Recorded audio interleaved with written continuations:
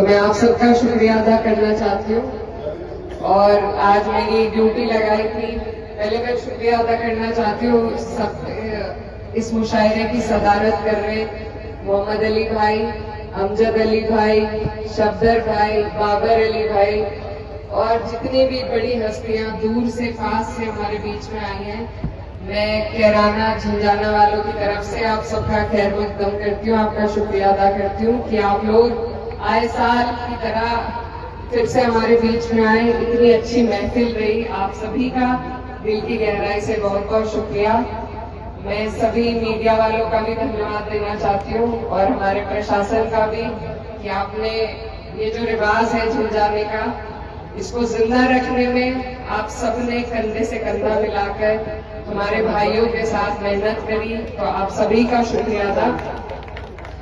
आज बहुत देर भी हो गई है और सबको सुन लिया हमने, हम भी बहुत सी सीख लेकर यहाँ से जा रहे हैं, क्योंकि यही शब्द हैं, यही अल्फाज हैं जिनसे हमें भी हिम्मत मिलती है और जो आज के हमारे अजीज हैं उनके सामने आंखों में आंखें डालकर देखने का हौसला हमें आप जैसे लोगों से ही मिलता है। तो आपका बहुत बहुत शुक्रिया। और आज हिमाकत होगी अगर मैं कुछ पढ़ूंगी तो, लेकिन बस आप सबका शुक्रिया अदा करना चाहती हूँ।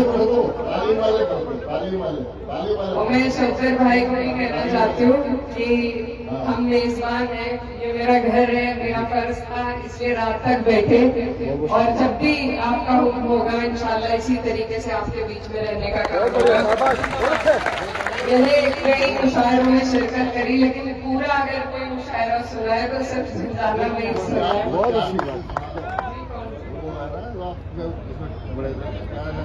मैं अपना पसंदीदा पढ़ लेती हूँ आज, क्योंकि वालिदैन के ऊपर बात हो रही थी, तो मैं कहना चाहती हूँ, अपने वालिद से शुरू करना चाहूंगी कि उनके नाम का सरमाया ही काफी था, सर पर बाप का साया ही काफी था और जमाना जब भी मुसीबत में डाल देता है, बिगड़ती बात को सिर्फ खुदा ही संभाल लेता है।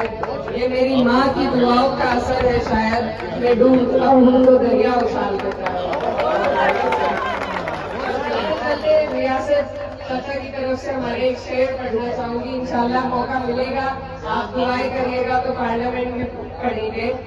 लगाकर आग गुलशन में नजारा कौन करता है, हमारे कत्ल का छुपकर इशारा कौन करता है, हम ही मजबूर हैं, हमको वतन से प्यार है, वरना किसी अंधेर नगरी में गुजारा कौन करता है।